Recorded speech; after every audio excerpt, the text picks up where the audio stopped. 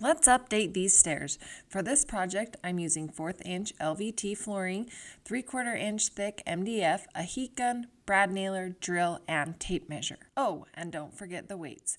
You want to start at the bottom and work your way up. First, add your 3/4 inch MDF riser, leaving a 1/4 inch gap at the top. Now stick your LVT piece into the 1/4 inch gap and begin heating with a heat gun. You want to make sure you get your LVT hot enough that when you are bending it around the stair, it doesn't snap, but not too hot that you bubble the finish. Take it slow and heat both sides. Once warm enough, you can begin to bend it. Continue bending and applying pressure. It will slowly begin to bend over your stairs. Once it's bent far enough, I used the weights to help hold it down. I left the weights on the LVT until it cooled.